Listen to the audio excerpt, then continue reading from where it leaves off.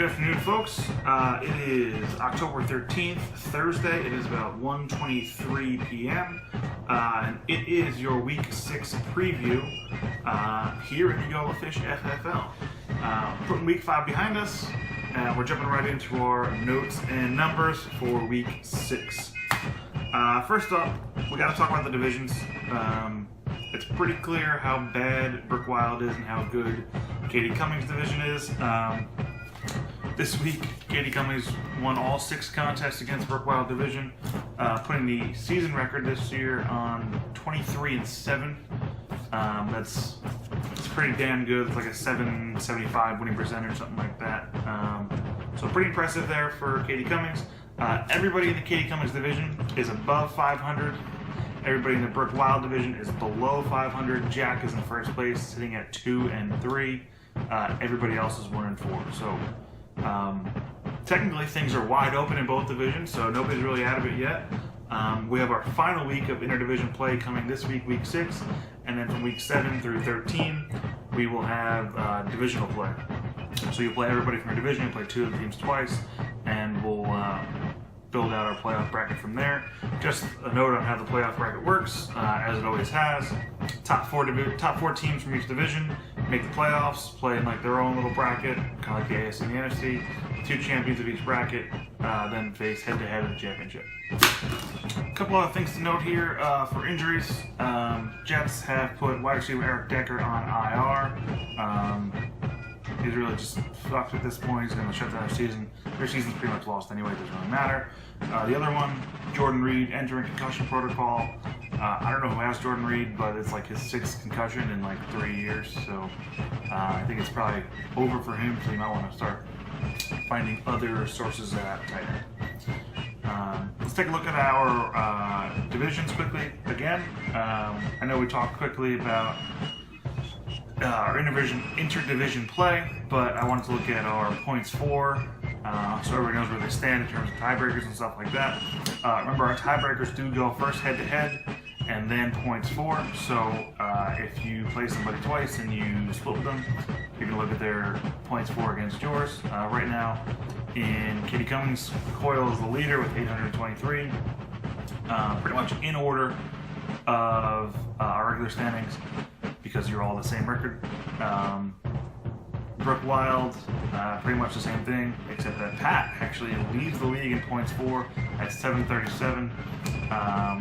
Jackson 710. Everybody else is in the 600s, with Walter barely breaking through at 600 and 110. All right, let's move on to our waiver wire for this week. There are only 3 waiver wire additions, so if you didn't get somebody that you wanted, here's who they went to. So Sokol had that first pick amongst the 3 that claimed anybody. He chose he dropped Derek Anderson, added Alex Smith, probably a nice play. Jensen dropped Cameron Brate, added Colin Kaepernick, and McCallan dropped Drew Stanton, added Josh McCown. I know that he put in for Colin Kaepernick, also didn't get him, so he ended up with McCown. There have been some free agent pickups since then, all pretty minuscule, so take a look at those if you're curious. If somebody is gone that's not on this list that you want to pick up, that's why. Let's take a look at our order now after those picks have gone through. Coyle, number 1 spot. TJ, Pat, Walt, Ryan, Jack follow behind him. Then you have your commission 7, Cole at 8, McGrath 9, Sokol, Jensen, and McCallan at 10, 11, 12. Alright, so at this point, let's get into our official Week 6 game-by-game preview. We're going to start off with Patrick taking on McGrath. McGrath's about a 26-point favorite at this point, but Pat still hasn't replaced his Vikings defense and Blair Walsh. So that line should get a little bit closer. Whether or not he makes up 24-point difference, I don't know. I think in the end it'll probably be around that 10 to 15-point mark. Next up we have Sokol being a 20-point favorite taking on Ryan McCallan. Sokol looks like he's going to dominate pretty much every facet of this game, and it probably relies heavily on whether or not Cam Newton is going to play. He did have a concussion last week, he was out, but they say he should be good to go for this week, so keep an eye on that one. On Ryan's side, decent quarterback play, decent running backs.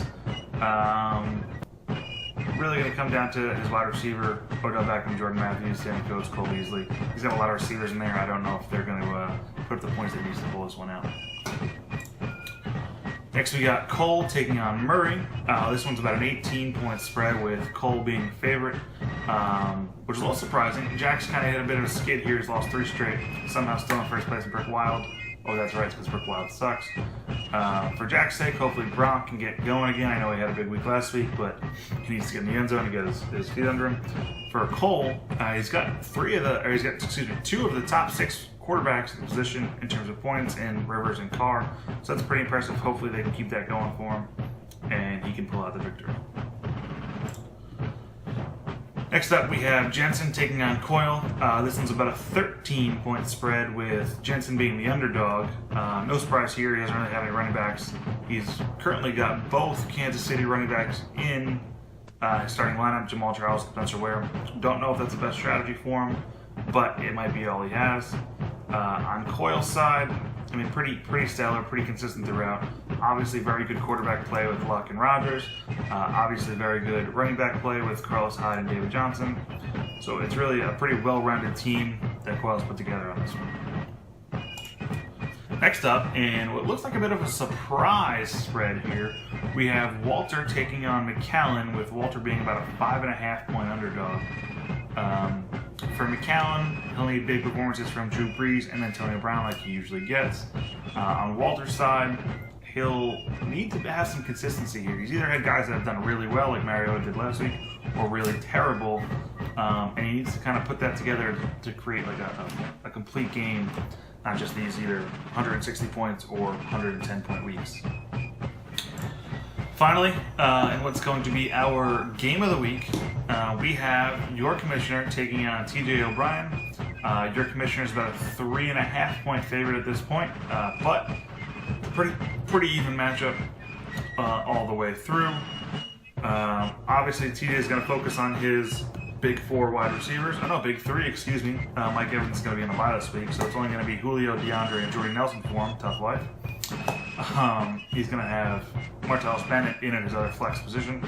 For your commish, hopefully Russell Wilson and Carlos Wentz can put up the points that I need, and Le'Veon Bell puts up the 24 that he's expected. He's always got a nice floor. I don't know if 24 is as achievable as you might think, but the Dolphins' running defense is putrid.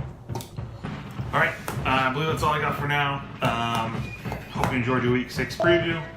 We have Broncos and Chargers tonight on NFL Network. I don't know if it's on CBS, but tune into that because there's a lot of guys going in that one that everybody has. Any questions, comments, concerns, let me know. Otherwise, have a nice weekend. That's all for now. Peace.